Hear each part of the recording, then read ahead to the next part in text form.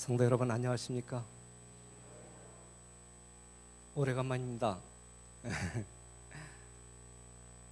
한국 재림교회 최선봉에 서 있는 우리 태계원 교회에서 여러분들과 함께 한 주 기도주일을 지내게 됨을 크게 기쁨으로 생각합니다. 목사님들이 맞바꿨어요. 우리 별내교회는 무진장 좋아하고 있습니다. 이게 득이 되는 장사다 이게. 이승동 목사님, 아주 큰 목사님이 우리 별내교회 와서 말씀을 주고 모자라는 이제 이 별내교회 담임 목사가 태계원으로 가니 별내교회는 득이요, 태계원은 손실이다. 그래서 우리 교회 성도들은 엄청나게 좋아하고 있습니다 지금.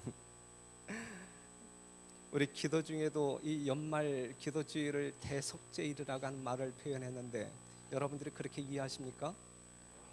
그렇다고 하면 여러분들이 어떠한 심령으로 이 한 주간을 보내야 될지 아시죠?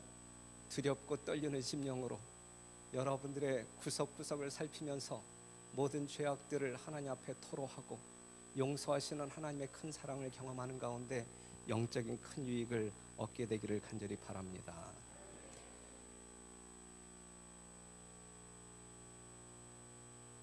마태복음 24장 3절에 있는 말씀을 보게 되면 감람산에서 예수님에게 제자들이 묻지요. 세상 끝에 주의 임하심과 세상 끝에는 무슨 징조가 있사오리까? 그리고 예수님께서는 이 마지막 때에 일어날 수많은 징조들을 말씀해 주십니다. 그리고 누가복음 21장 28절에 있는 말씀을 보면 이런 일이 되기를 시작하거든 일어나 무엇을 들라, 머리를 들라.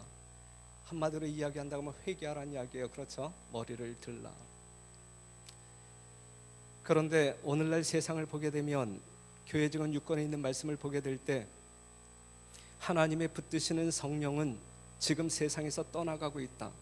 태풍과 폭풍우와 화재와 홍수, 그리고 바다와 육지의 모든 재난들이 급속히 잇따라 일어난다. 과학자들은 이러한 모든 것에 대하여 설명하려고 애쓴다. 우리 주위에서 일어나는 많은 징조들은 하나님의 아들의 임박한 재림을 말해주는 것인데도 불구하고 그 참 원인보다 다른 데서 기인된 것이라 생각한다. 그래서요. 이 말씀은 지금 여러분들이 뉴스를 통하여 이 세상 곳곳에서 일어나는 이와 같은 수많은 일들이 예수님의 재림의 분명한 징조다라고 하는 사실, 그럼에도 불구하고 세상 모든 사람들을 그렇게 인정하려고 하지 아니하고 다른 원인을 찾으려고 애쓰고 있다라고 하는 사실이죠. 그런데 예수님의 재림을 기다리는 재림 성도들의 마음 상태, 자세는 어떠한가? 우리가 뉴스를 통하여 세상에서 일어나는 이러한 일들을 보면서 정말 예수님의 재림의 징조 성취로 분명히 확신하고 경각간에 깨어있는 심령으로 여러분들이 주의 오심을 준비하고 계시는가? 그렇지는 않은 것 같아요. 그렇지는 분명함에도 불구하고 그렇지 않은 것 같아요. 베드로서 3장 11절에 있는 말씀을 같이 한번 읽어봐요. 시작. 이 모든 것이 이렇게 풀어지리니 너희가 어떠한 사람이 되어야 마땅하뇨. 이 시간에, 이 연말 기도 주일에 우리가 한번 물어볼 수 있는, 자신에게 물어볼 수 있는 말이 너희가 어떠한 사람이 되어야 마땅하냐. 지금 이 시대의 말이죠. 어떠한 사람이 되어야 마땅하냐. 이러한 질문을 들으신다라고 하면 여러분들은 한마디로 어떠한 사람이 되어야 할 것이라고 답하시겠습니까? 성경의 분명한 대답은 성령의 사람이 되어야 한다라고. 어떠한 사람이 되어야 마땅하냐라고 물으실 때에 여러분들은 성령의 사람이 되어야 한다라고 대답하셔야 될 거라고 생각이 되어져요. 왜냐하면 우리는 성령으로 말미암아 거듭난 영의 사람들이기 때문에 그렇습니다. 맞죠? 우리는 분명 영으로 말미암아 거듭난 영의 사람이기 때문에 오늘을 살아가는 우리의 모습 속에서 분명 성령의 사람이 되어야 마땅하다라고 봅니다. 여러분들이 아시는 말씀 살펴보겠습니다. 신명기 11장 15절에서 13절에서 15절에 있는 말씀을 보게 되면 하나님을 마음을 다하여 목숨을 다하여 숭배하는 사람들에게 이른비와 늦은비를 약속하십니다. 야고보서 5장 7절에 주의 강림하시기까지 길이 참으라. 보라, 농부가 땅에서 나는 귀한 열매를 바라고 길이 참아 이른 비와 늦은 비를 기다리나니 그랬어요. 하나님께서는 하나님의 신실한 백성들에게 이른 비와 늦은 비를 약속하셨고, 하나님의 신실한 백성들은, 그 약속을 믿는 백성들은 이른 비와 늦은 비를 기다리며 산다라고 하는 사실이죠. 그런데 이 이른 비와 늦은 비가 어떻게 적용되어지냐면 아시는 바대로 성령에 적용되어지죠. 동방나라에서 파종기와 추수기에 내리는 이른 비와 늦은 비의 상징을 통하여 히브리 선지자들은 특별한 방법으로 하나님의 교회 위에 부어질 영적인 은혜를 예언하였다. 사도시대에 성령을 부어주심은 이른 비 혹은 먼저의 비의 시작이었고 그 결과는 영광스러웠다. 종말에도 성령의 임재가 참 교회와 함께할 것이다 그랬어요. 여기서 말하고 있는 참 교회는 여러분들을 이야기하고 있는 것이죠. 여러분들에게 늦은 비가 함께할 것이라고 하는 분명한 약속이 있는 것입니다. 그러면서 또 하나의 말씀을 보게 되면 복음 사업의 시초에 귀중한 씨앗의 발화를 위하여 성령을 부어주심으로 이른 비를 주신 것처럼 그의 사업의 종말에는 늦은 비를 주셔서 추수할 곡식을 무르익게 하실 것이다.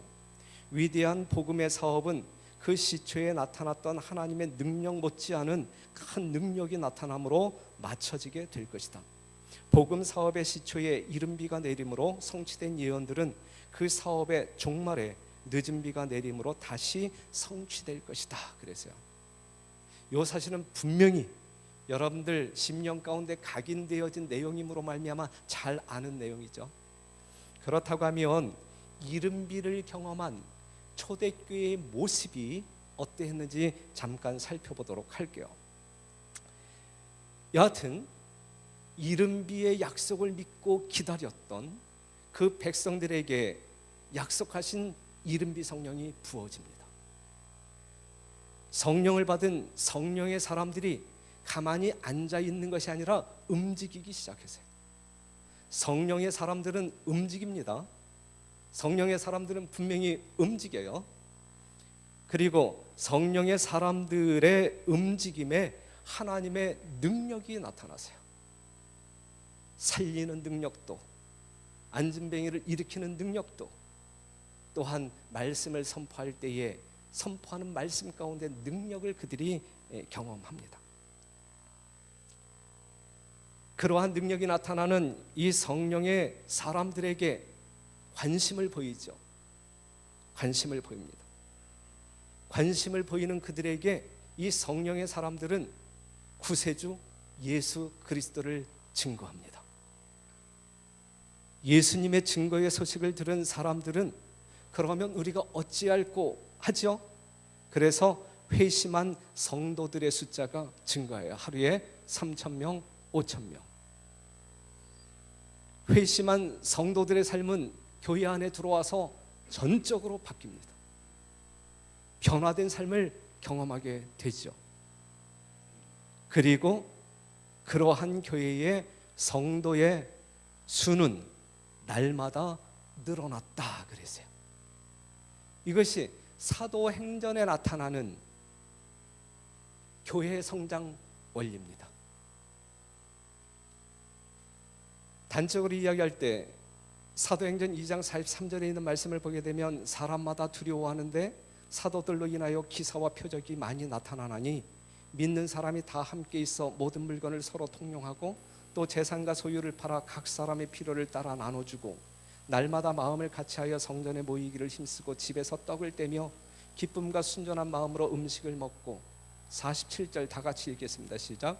하나님을 찬미하며 또 온 백성에게 칭송을 받으니 주께서 구원받는 사람을 날마다 더하게 하시니라 그랬어요. 이것이 이른비 성령을 경험한 초대교회의 모습이었고 그들이 부흥하고 성장하는 실제적인 모습이었습니다. 맞죠? 분명히 맞습니다. 그런데 하나님께서는 이른 비만을 약속한 것이 아니고 이 마지막 시대의 하나님의 친백성들에게 참백성들에게 늦은 비 성령을 약속하셨다라고 하는 사실이죠.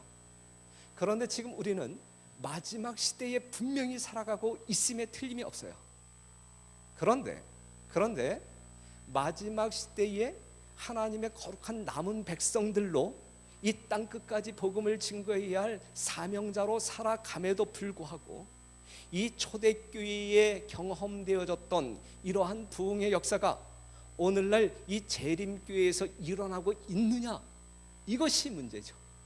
만약에 그렇다라고 하게 되면 하나님의 거룩한 교회가 하나님께서 약속하신 바대로 끌려가는 것인데, 인도되는 것인데, 만약에 이 초대교회의 이른비 성령을 경험한 교회와 오늘날 이 남은 교회를 비교할 때에 큰 차이가 있다라고 하면, 그들이 경험한 하나님의 능력을, 그들이 경험한 부흥을 우리가 경험하지 못하고 있다고 하면 분명 우리에게 문제가 있음에 틀림이 없다라고 하는 사실을 보여주고 있는 것입니다.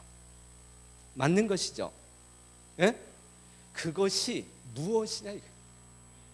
오늘날 하나님의 거룩한 남은 백성들에게 약속되어진 늦은 비 성령이 내려지지 아니하고 우리가 그것을 경험하지 못하고 이 재림교회가 계속적으로 뜨거운 부흥과 성장을 경험하는 것이 아니라 해가 가면 갈수록 수침자도 줄어들고 목회자나 성도들의 신앙 상태도 점점 약해지고, 이러한 이유가 무엇이냐 이거예요.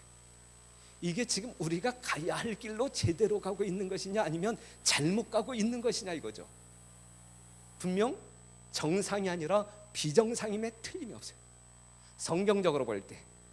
그렇다고 하면 그 이유가 무엇이냐 이거예요.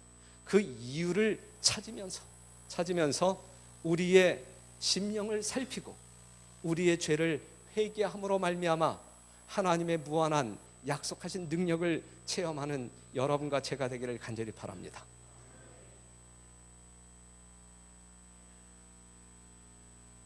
우리 재림 성도들은 과거도 아는 사람들이고, 무엇을 통하여? 성경 역사를 통하여. 현재도 아는 사람들이고, 뭣도 아는 사람들이요, 미래도 아는 사람들이요. 예언을 통하여 말이죠. 지금 우리가 살아가고 있는 이 시대는 일요일 시험령이 선포되기 직전에 우리는 살아가고 있어요. 그 시기를 우리는 예언의 신을 통하여 어떠한 시기라고 이야기하냐면 조사심판의 시기, 은혜의 시기, 흔들림의 시기라고 이야기합니다. 맞죠? 분명히 그렇습니다. 흔들림의 시기의 이 절정은 미국이라고 하는 나라에서 일요일 시험령이 선포되어질 때의 절정이 되는 거예요. 일요일 시험령이 선포되는 전후를 통하여 하나님의 교회인 재림교회의 두 무리가 형성되어지는데, 양의 무리와 염소의 무리로 형성이 되어져요. 하나님의 참 백성과 거짓 백성, 가라지와 같은 백성들로 구별이 된단 말이죠. 역사적인 늦은 비 성령의 강림이 바로 이 즈음에 일어나게 되는데, 양으로 분류되어진 하나님의 참 백성들에게 늦은 비 성령이 부어지게 될 거예요. 개인적인 늦은 비 성령이 이미 1852년 이후에 경험되어지는 것이고, 역사적인 집단적인 늦은 비 성령의 역사는 일요일 시험령 전후로 하나님의 교회인 제7일 안식일 예수 재림교회 안에 두 무리가 구별되어질 때에 양에게 속한 사람들에게 늦은 비 성령이 부어진다 이거죠. 늦은 비 성령을 받은 사람들이 두려움 없이 세상을 향하여 외치는데, 그것을 우리는 큰 외침이라고 이야기해요. 크게 외칠 때에 자리 바꿈의 역사가 일어나는 거예요. 안식일 교회 안에 있는 성도들 중에서 준비가 안 된 미지근한 그러한 신앙을 가지고 있는 사람들이 이제 세상으로 떨어져 나아가고, 바벨론 가운데 있는 하나님의 거룩한 백성들이 큰 외침의 소리를 듣고 세천사의 기별을 듣고 안식일의 기별을 깨닫고 이 교회 안으로 들어오게 되는 그러한 이상한 자리 바꿈의 역사가 일어납니다. 땅끝까지 복음이 증거되어졌을 때에 세상 가운데 두 무리가 형성이 되어, 이때는 예수님께서 하늘 지성소를 빠져나오는 그 순간에 이루어지는 거예요. 하나님의 표를 받은 사람과 짐승의 표를 받은 사람. 그렇다고 하면 여러분, 지금 이 시대를 살아가고 있는 재림 성도들의 삶의 태도가 어떠해야 할지 상당히 엄숙하지 않습니까? 만약에 여러분들이 약속되어진 늦은 비 성령을 받지 못하는 사람이라고 하면 하늘에 갈 수 있는 그러한 사람들로 분류가 되는 것인가요? 아니면 버려지는 사람들로 분류가 되는 것인가요? 재림 성도들은 늦은 비 성령을 받아야 돼요. 늦은 비 성령을 받고 세천세의 기별을 크게 외쳐야 할 사람들이거든요. 하나님께서 성령을 부어주시면 외치도록 하기 위하여 부어주시는 거예요. 다른 목적 아니에요. 그렇죠? 다른 목적. 그렇기 때문에 오늘 나의 영적인 상태가 정말 양의 무리에 속하는 신앙인지 염소의 무리에 속하는 신앙인지 우리는 점검하고 겸손히 하나님의 음성을 듣고 준비하는 성도들이 되어야 할 것입니다. 늦은 비를 경험할 수 있는 사람은 빛의 사람들에게 주어질 것인데, 그 화입 부인의 기별을 보면 세상을 그 영광으로 환하게 비출 성령의 대대적인 강림은 빛을 받은 사람들이 있기까지는 이르지 않을 것이다. 늦은 비 성령은 누구에게 임하는 것이냐면 빛을 받은 사람들에게 임한다 이것이죠. 구원이라고 하는 것이 집단적인 거예요? 아니면 개인적인 거예요? 지극히 개인적인 거예요.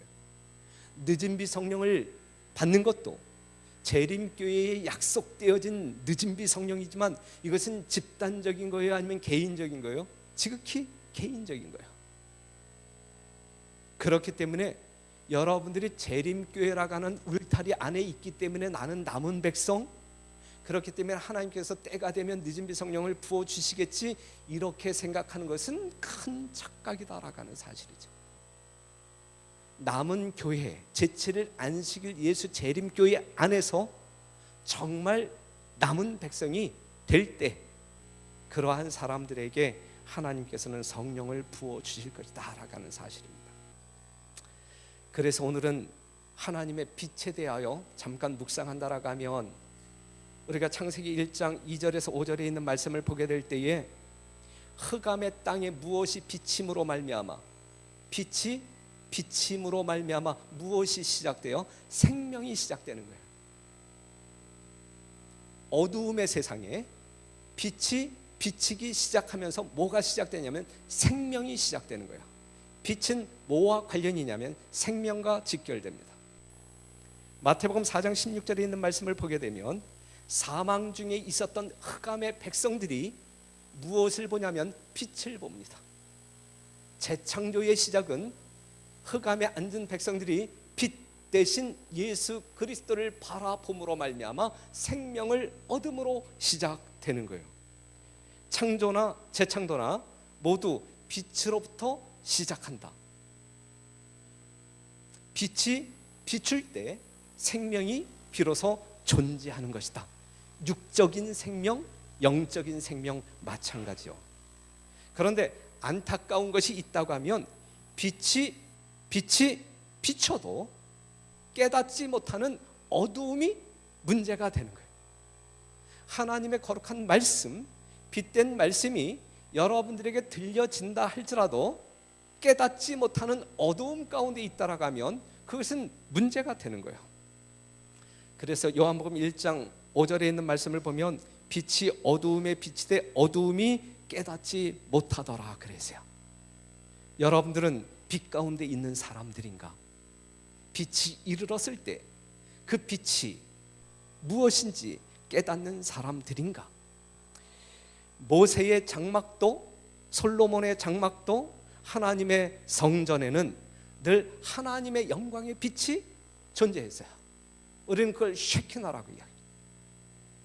하나님의 성전 태계원 교회에 이 하나님의 이 영광의 빛이 없다고 하면 이 태계원 교회는 성전으로서 의미가 없는 거예요.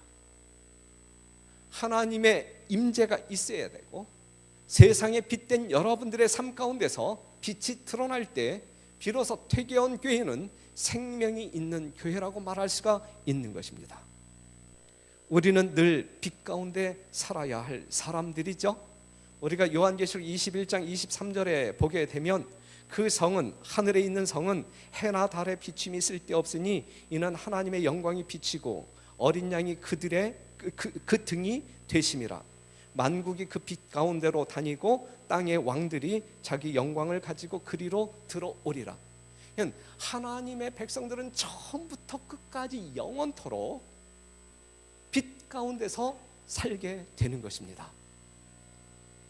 오늘도 여러분들이 빛 가운데 생애할 때 우리가 하늘에 가서 그 빛 가운데 생애할 수 있는 것이죠. 시편 119편 105절, 여러분들이 암송하는 성경들 다 같이 한번 읽어요. 시작. 주의 말씀은 내 발의 등이요 내 길의 빛이니이다. 주의 말씀은 무엇이다? 빛이다. 하나님의 거룩한 말씀이 빛이다. 그런데 하나님의 말씀은 무엇을 비추는 빛이냐면 내 길에 비치는 빛이다라고 이야기했어요. 하나님의 말씀이 여러분들이 가야 할 그 길을 비추는 빛인데, 그렇다고 하면 어떠한 길이냐 이거예요. 그 길이 어떠한 길이냐? 출근길이냐 아니면 퇴근길이냐? 그 길이 어떠한 길이냐 이거예요. 그것이 어떠한 길입니까? 여러분들이 지금 가고 있는 그 길을 비추는 것이 빛된 하나님의 말씀이라고 이야기하고 있는데, 여러분들이 가고 있는 길, 가야 할 길, 그 길이 어떠한 길이냐고요. 요한복음 14장 6절, 예수께서 가라사대 내가 곧 길이요 그랬어요. 진리요 생명이니 나로 말미암지 않고는 아버지께로 올 자가 없느니라 그랬어요.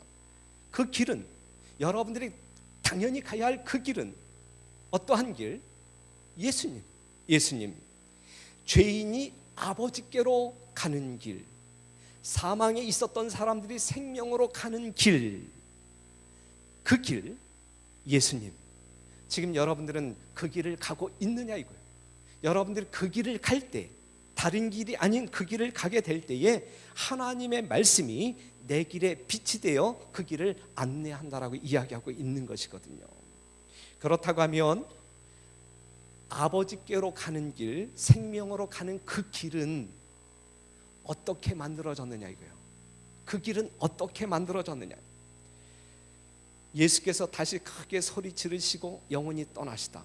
이에 성소 휘장이 위로부터 아래까지 찢어져 둘이 되고 땅이 진동하며 바위가 터지고, 예수님이 십자가상에서 다 이루었다 말씀하실 때에 성전에 있었던 성소의 휘장이 위에서부터 아래로 갈라졌어요.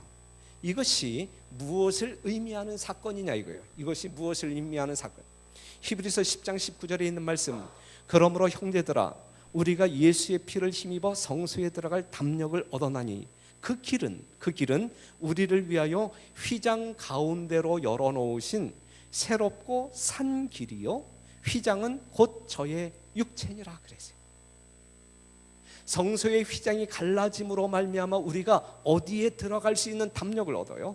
지성소로, 하나님의 임재의 보좌 앞으로, 하나님 면전으로 갈 수 있는 담대한 믿음을 소유하게 된단 말이죠.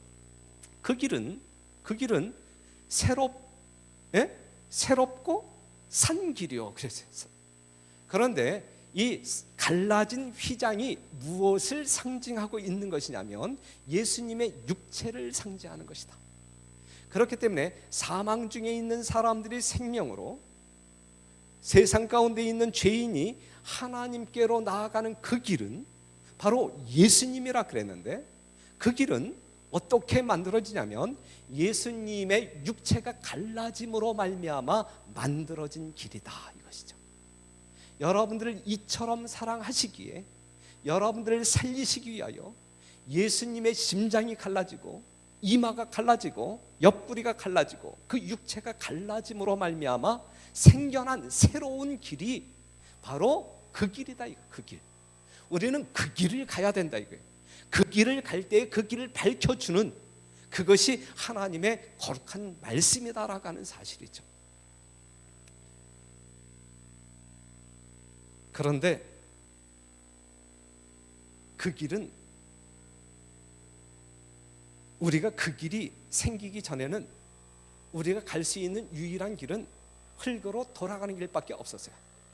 예수님이 십자가에 돌아가시기 전에는 우리는 흙으로 돌아가는 길밖에 없었어요. 하지만 예수님이 십자가에 돌아가심으로 말미암아 또 다른 새로운 길, 흙으로 돌아가는 길이 아닌 생명으로 아버지께로 가는 길이 생겼다 이거죠. 그런데 아버지께로 가는 이 길이 어려운 길이냐 쉬운 길이냐 이거예요. 넓은 길이냐 좁은 길이냐 이거예요. 어려운 길이죠. 성경을 보게 되면 생명의 길이 있고 사망의 길이 있어요. 그렇기 때문에 빛 대신 하나님의 말씀이 내가 가고 있는 그 길이 생명의 길인지 사망의 길인지 그것을 분간할 수 있도록 해준다 이거죠. 그렇기 때문에 하나님의 말씀이 여러분들의 삶 가운데 매우 중요하다.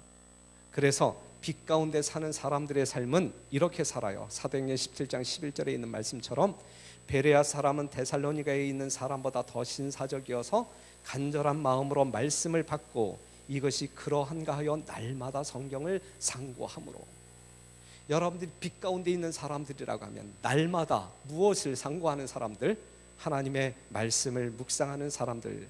아시는 말씀대로 시편 1편에 있는 말씀을 보게 되면 의인은 2절에 있는 말씀 오직 여호와의 율법을 즐거워하여 그 율법을 주야로 묵상하는 자로다 그랬어요.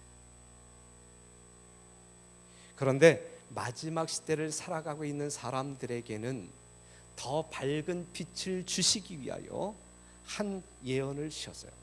베드로서 1장 19절 또 우리에게 더 확실한 예언이 있어 어두운 데 비치는 등불과 같으니 날이 새어 샛별이 너희 마음에 떠오르기까지 너희가 이것을 주의하는 것이 가하니라 그랬어요. 빛을 받은 성도들이 있기까지 늦은 비 성령은 임하지 아니할 것이다. 늦은 비 성령을 경험해야 할 재림 성도들이 되기 위해서는 하나님의 거룩한 말씀을 분명히 이해하는 그러한 사람들이 되어야 한다라는 사실이죠. 한 백성으로서 우리가 계시록이 우리에게 어떤 의미가 있는지를 이해하게 될 때 우리 중에 큰 부흥이 나타날 것이다 그랬어요. 말씀을 연구하는 사람들에게 말씀을 묵상하는 사람들에게 필연적으로 나타나야 할 증상이 무엇이냐면 부흥입니다. 그렇죠? 그런데 오늘 이 시대를 살아가고 있는 우리들이요, 지금 우리가 신앙 연조가 많잖아요. 그렇죠? 지금까지 살아오면서 성경을 몇 번씩 통독했는지 셀 수도 없잖아요. 그렇죠?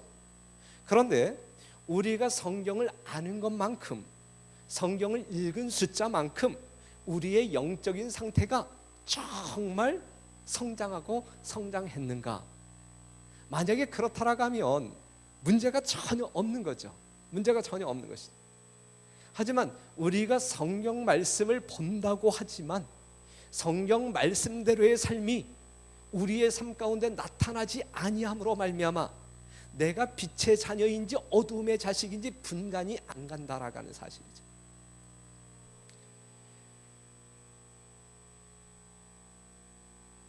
엠마오로 가는 제자들이 있었어요. 저희가 서로 이야기하며 문의할 때에 예수께서 가까이 이르러 저희와 동행하시지만 저희의 눈이 가리워져서 그인 줄 알아보지 못하거늘 그랬어요. 예수님의 제자들이에요. 예수님이 죽을 때 12제자는 아니지만 예수님이 죽을 때 그 곁에 있었던 사람들이에요. 예? 예수님을 신실히 따랐던 사람들이에요. 그런데 지금 이제 엠마오라고 하는 동네로 내려갈 때 예수님이 그들과 동행하지만 예수님이 그들 곁에 계신 줄을 알아요, 몰라요? 모르는 거예요. 모르는 이유는 무엇이냐면 저희 눈이 가리워져서 그인 줄 알지 못하더라 그랬어요. 눈이 어두워졌단 말이에요. 눈이 어두워졌다. 눈은 있는데 보아야 할 것을 보지 못하는 눈이에요. 그렇죠? 세상적인 것은 보지만 천기는 분별하지만 영적인 것을 분별하지 못하는 영적인 안목이 흐려진 사람을 이야기하고 있는 거예요. 예수님이 바로 곁에 있음에도 불구하고 그분이 예수님이 분별하지 못하는 그러한 시력을 가지고 있는 사람이거든요. 오늘 우리는 어떠냐 이거예요. 정말 예수님이 우리와 함께 계심에 틀림이 없는데 우리가 매일같이 나와 동행하시는 그 예수님을 보고 사느냐, 보고 막연하게 사느냐 아니면 그 예수님을 확인하고 사느냐. 그때 예수님이 나타나서 예수님이 미련하고 선자들의 말한 모든 것을 마음에 모하는 자들아, 더디 믿는 자들아, 하나님의 말씀을 모르는 사람들, 하나님의 말씀을 더디 믿는 사람들, 예수님이 곁에 계심에도 불구하고 그러한 사람들에게는 예수님이 보이지 않는다라고 하는 사실이죠.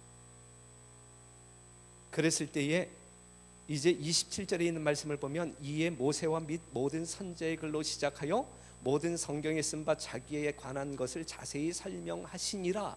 이랬을 때에 어떻게 되었어요? 저희 눈이 밝아져 그인 줄 알아보더니 그랬어요. 사랑하는 성도 여러분, 우리는 영적으로 분별해야 할 것들이 참 많이 있어요. 영적인 안목이 밝으냐 어두우냐. 여러분들이 분명 눈 뜨고 계시는데 볼 것을 보고 사는 사람들이냐. 예수님께서 슬퍼했던 사람들이 누구냐면 예수님 당시 바리새인들이요, 본다고 하지만 보지 못하는 사람들이요. 여러분들은 어떠한 사람들이에요? 본다고 하는 그것을 지금 보고 있는 사람들입니까? 만약에 그렇지 않다고 하면 우리의 삶은 어떻게 될까? 하나님의 말씀이 이해되어질 때 그들의 눈이 밝아져 누구를 알아보기 시작하냐면 예수님을 알아보게 돼요.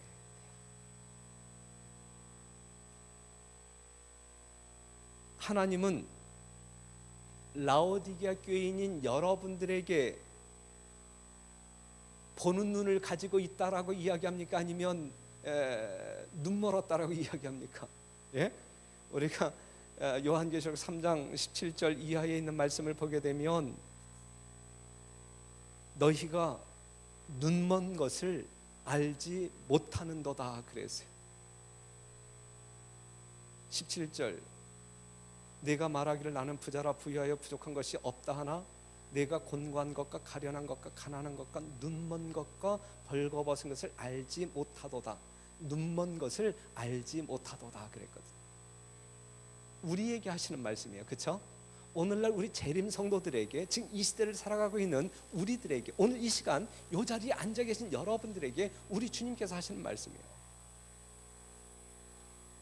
눈먼 것을 알지 못하는다. 눈은 멀었는데 그것을 자각하지 못하는 거예요.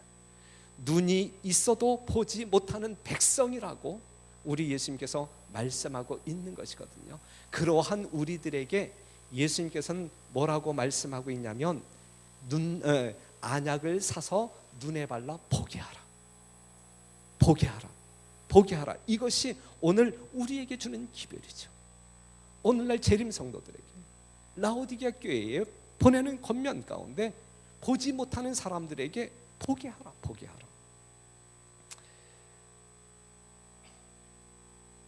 시편 19편 8절에 있는 말씀, 여호와의 교훈은 정직하여 마음을 기쁘게 하고 여호와의 계명은 순결하여 눈을 뭐하게 하는도다? 밝게 하는도다. 어두운 눈, 보지 못하는 눈, 그것을 밝게 하여 보게 하는 것이 무엇이냐면 하나님의 계명, 하나님의 말씀이란 말이죠.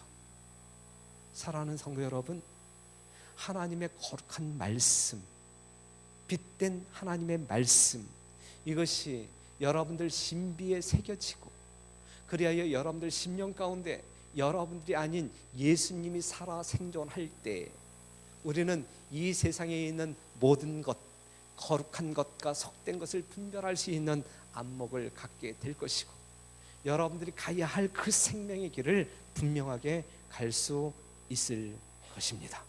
그러한 여러분 되시기를 간절히 바랍니다.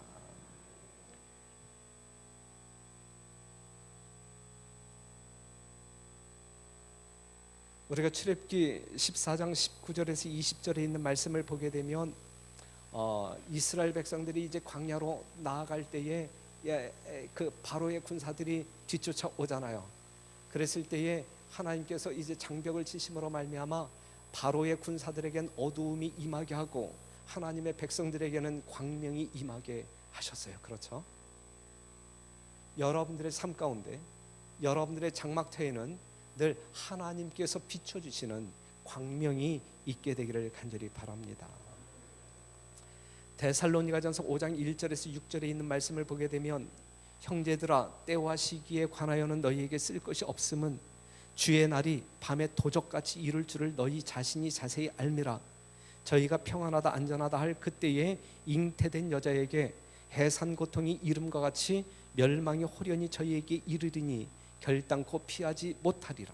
형제들아 너희는 어두움에 있지 아니하매 그날이 도적같이 너희에게 임하지 못하리니 너희는 다 빛의 아들이요 빛의 아들이라. 우리가 밤이나 어두움에 속하지 아니하나니 그러므로 우리는 다른 이들과 같이 자지 말고 오직 깨어 근신할지라 그랬거든요. 여기서 우리가 볼 때 예수님께서 오시는 그 날과 그 시는 아무도 몰라요. 그렇죠.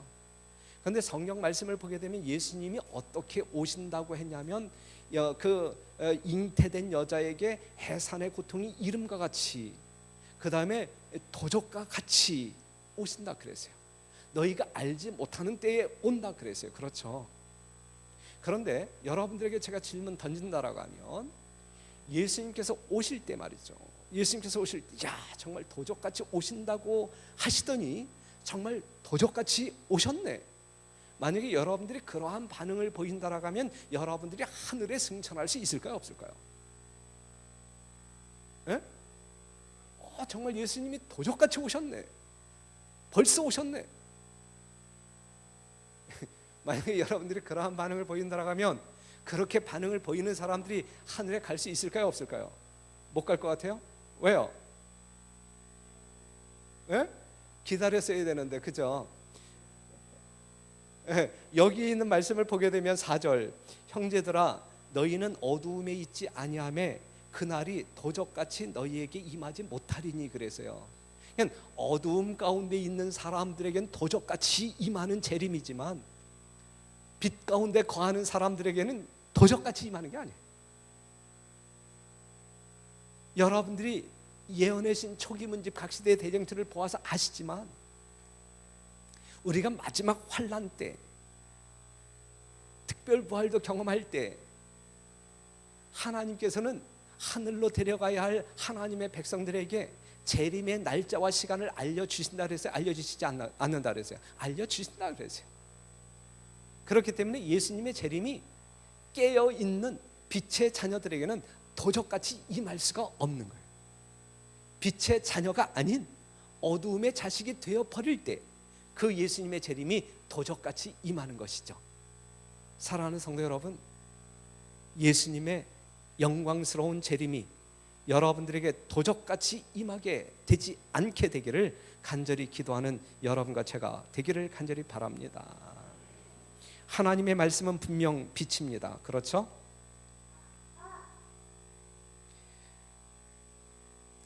빛 가운데 사는 사람들은 분명 늦은 비 성령을 받게 될 것인데, 그러한 사람들의 특징, 마태복음 4장 4절 기록되었을 때 사람이 떡으로만 살 것이 아니요 하나님의 입으로 나오는 모든 말씀으로 살 것이라 그랬어요. 그런데 시편 119편 103절에 있는 말씀을 보게 되면 주의 말씀의 맛이 내게 어찌 그리 단지요 내 입의 꿀보다 더하나이다 그랬어요. 사랑하는 성도 여러분, 우리는 말씀을 먹고 살아야 할 영적인 사람들이에요. 하늘 백성들이에요. 그렇죠? 하나님의 말씀을 여러분들이 먹을 때에 어떻게 느껴져야 되냐면 꿀보다 더 단맛을 느껴야 돼요. 그렇죠?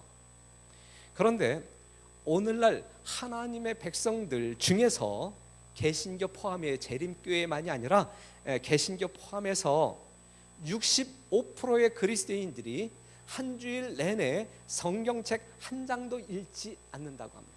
통계적으로 볼 때. 그리고 읽는 사람들 중에서 일주일 총 성경을 읽는 시간이 62분, 1시간 정도밖에 안 되는 거예요. 여러분들의 모습은 아니죠. 일반 개신교인들의 모습이어야 되죠. 여러분들은 이래서는 아니 된다라고 하는 사실이죠.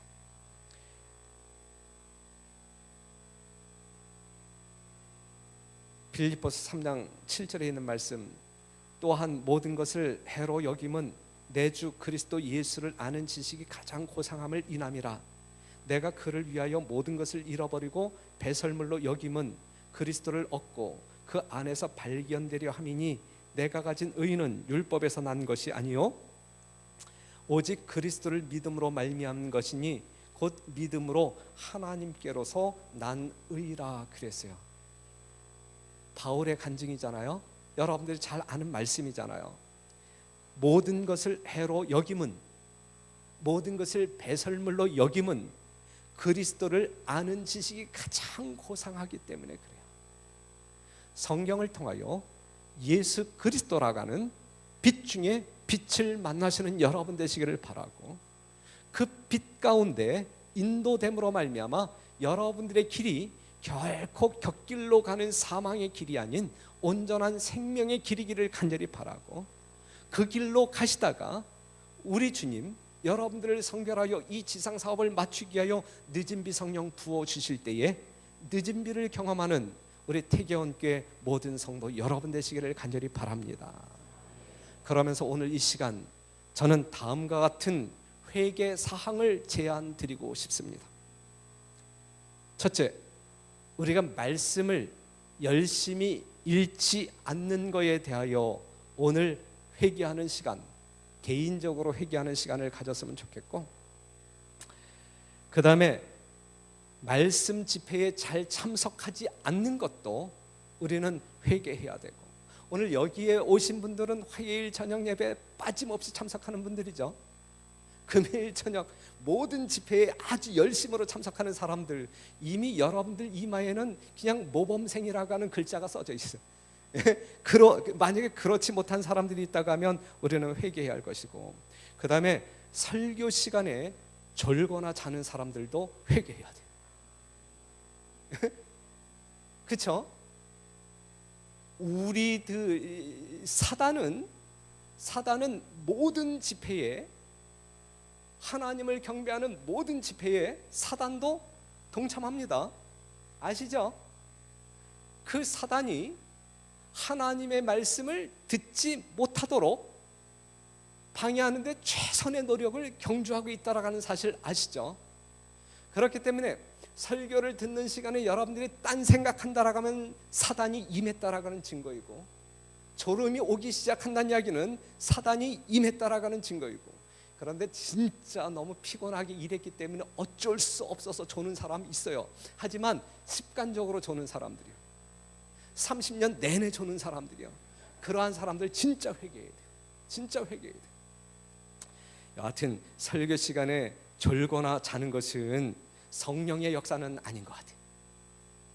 그럼 분명 성령의 역사는 아닌 것 같고, 반대편에 있는 영의 역사임에 감히 틀림이 없다라고 저는 이야기 드릴 수 있어요. 그 다음에 설교를 하나님의 말씀으로 받아들이지 않고 평가하는 일에 익숙한 사람들은 회개해야 됩니다. 예? 설교 끝난 다음에 이제 오늘 여러분들 집에 가서 다 이야기할 거예요, 그렇죠? 야, 뭐 별별 없네. 정말 우리가 손해 보긴, 실제적으로 손해 보긴 봤다, 이제 이렇게 이제 이야기하실 것인데, 그러면 회개해야 돼. 예. 오늘 그렇게 집에 가서 이야기하시고 내일 와서 회개하면 될 거예요, 그렇죠? 오늘날 많은 재림 성도들도 그냥 자기 입맛에 맞는 설교만을 찾는 경우들이 있어요. 설교라고 하는 것은 여러분들이 듣기 좋은 말을 골라서 하는 게 설교가 아니고, 하나님께서 하라고 하는 말씀을 전하는 게 설교예요. 그렇죠? 자기 스타일대로 들어선 안 돼요. 자기 스타일에 맞지 않으면 다른 모든 사람들이 아주 극찬하는 설교임에도 불구하고, 감동받는 설교임에도 불구하고, 그러한 사람들은 결코 재미없는 설교라고 이야기해요. 우리 목사님 가야 된다라고 이야기해요. 빨리 바뀌어야 된다라고 이야기해요. 이거 하나님께 범죄하는 거예요. 죄 짓는 거예요. 특별히 졸다가 일어난 사람들이 무슨 감동을 받았겠어, 그죠? 엉뚱한 소리 하지. 회개해야 돼. 그런 사람들 회개해. 그 다음에 나를 변화시킨 예수님 대신에 신앙 연조만을 자랑하는 사람들이요, 삶은 변화되지 않는데 왕년에는 내가 뭐 했는데, 이렇게 말하는, 이거 실제적으로 이 교회 안에서 볼 수 있는 꼴불견 중에 하나예요. 그렇죠? 신앙 연조 자랑하면서 옛날 운운하면서 옛날에는 진짜 뭐 아이들 양쪽 손에 다 잡고 하나는 등에 메고 하나는 앞에 그러면서 화요일 저녁도 빠지지 않냐고 뭐 다녔다 이렇게 자랑하는데 지금은 왜 화요일 저녁에 안 나오느냐 이게 문제라고 해요. 이거 회개해야 되고 그 다음에 허탄한 이야기를 쫓는 것 우리가 회개해야 되고 요즘 그 SNS 그 카톡 같은 걸로요 여러 동영상 이렇게 보내주고 좋은 글이라고 보여주고 이렇게 보내주고 그러는데 여러분 그것이 여러분들이 연구해야 할 이 성경 말씀과 조화되는 것 정말 좋은 그림에 틀림이 없어요. 뭔가 한번 읽었을 때 유익이 되는 그림에 틀림이 없어요. 하지만 거기에 우리 하나님의 말씀과 일치되지 아니하는 많은 이야기들이 있어요. 상당히 위험하다고 봐요. 저는 상당히 위험하다고. 그런데 그러한 어떤 카톡에서 그러한 것들을 돌리는 열정적인 성도들이 여러분들의 담임 목사님의 어떤 그 설교를 요약해서 다른 사람들에게 보내는 경우는 얼마나 많은가요? 그렇다고 하면 회개해야 돼요. 예? 우리는 회개해야 돼요. 그래서 오늘 이 시간에 우리가 마치는 찬미하기 전에 오늘 우리가 연말 기도 주일이잖아요. 그렇죠? 그래서 오늘은 개인적인 회개인데 오늘 우리가 하나님의 말씀에 대해서 살펴보았으니까 하나님의 말씀을 읽지 않고 집회에 잘 참석하지 아니하고 설교 시간에 졸고 그 다음에 말씀을 평가하고 이러한 여러분들이 지은 죄들 있잖아요. 톡 깨놓고 이야기할 때 그렇죠? 예? 그러니까는 여러분들만이 알고 있는 그러한 죄를 오늘 이 시간에 우리가 회개하면서 하나님께 한 발자국 더 나아가는 여러분과 제가 되기를 간절히 바라면서 말씀을 마치겠습니다.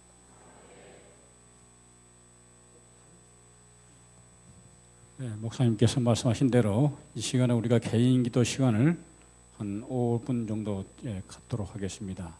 피아노 연주가 나올 때까지 개인 기도 시간을 갖도록 하겠습니다. 오늘 말씀해 주신 그 기초에서 하시면 좋겠습니다.